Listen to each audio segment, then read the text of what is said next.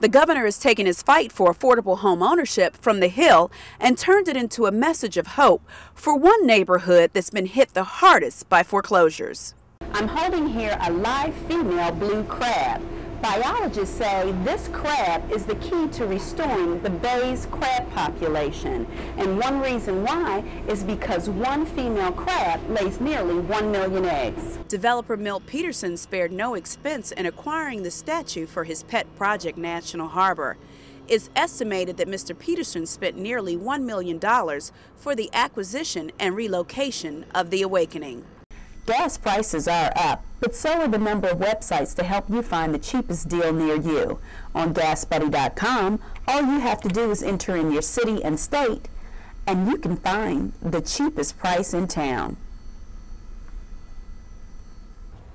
Spanish language text messages like this one are sent by the candidates to Latinos to remind them to vote or to let them know where their polling place is. I'm here in Largo at the Donna Edwards Victory Celebration. Now, results are still coming in, but behind me you'll find a bunch of happy supporters as preliminary results indicate that Miss Edwards has a lead over Congressman Wynn for the 4th District Congressional seat. She was David knocking off Goliath after Donna Edwards defeated 8-term Congressman Al Wynn.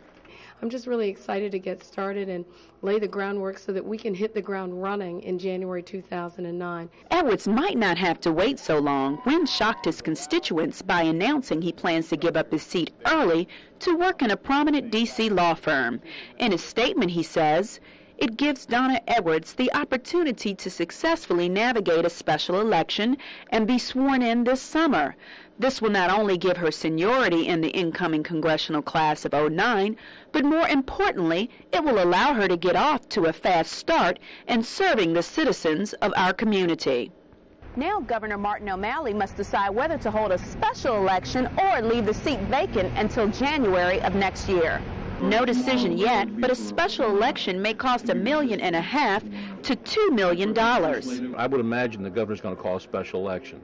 I think it's unfortunate that we have to have a special election and cost the taxpayers that much money. Edwards issued her own statement today saying, "I wish Congressman Wynn all the best in his upcoming endeavors, and I deeply appreciate his willingness to work together to ensure a seamless, smooth transition of representation and constituency services for Maryland's 4th District."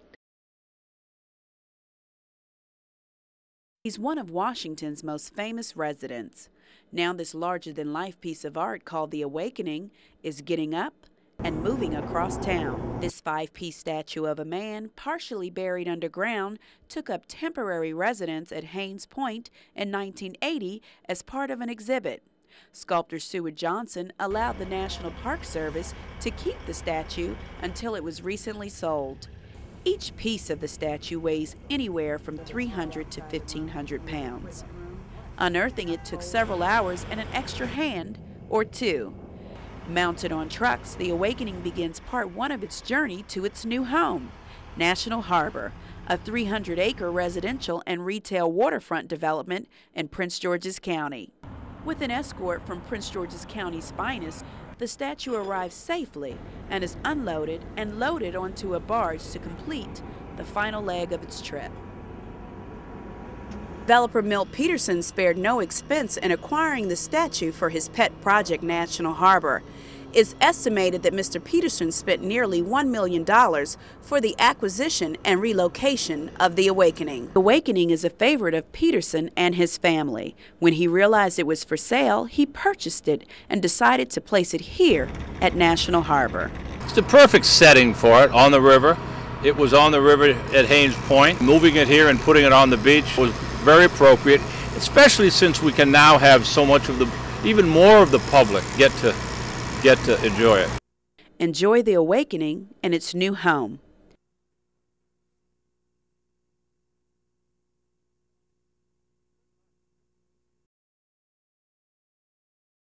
Los latinos de Nevada queremos una vida mejor para nuestras familias. Este es el momento. A Spanish language ad calling on Latinos to make their voices heard. They are the fastest growing minorities in the country, and their political influence is booming from 74,000 registered voters in 2006 to 112,000 this year in Maryland. The presidential candidates are courting the Latino voters. In 2007, over $17 million was spent on Spanish-language TV ads nationwide for the 2008 presidential campaign. The reoccurring themes: family, education, and hard work. Senators Hillary Clinton and Barack Obama are running both Spanish-language radio and TV ads. For days leading up to the Potomac primaries, the candidates flooded the local airways with their messages of "Si se puede," yes we can, and "Quiero cambiar," I want change. Spanish-language text messages like this one are sent by the candidates to Latinos to remind them to vote or to let them know where their polling place is. Maryland Latinos for Obama, founded by Delegate Victor Ramirez and other elected Latino leaders, are endorsing Obama as their candidate. He's the person who's going to unite this country. He's bringing people together, young, old, black, white, Hispanic, Asians, and I think he has a vision for this country. Although most of the Latino voters in Maryland are Democrats, Ramirez says Latinos shouldn't ignore the Republican frontrunner, Senator John McCain. McCain, who, being from Arizona, understands that diversity is, one of the great things in this country, and one of the things that drives our economy as well. Issues and advertising driving more Latinos to the polls. In Langley Park, I'm Tamara Ward-Lucas, Maryland Newsline.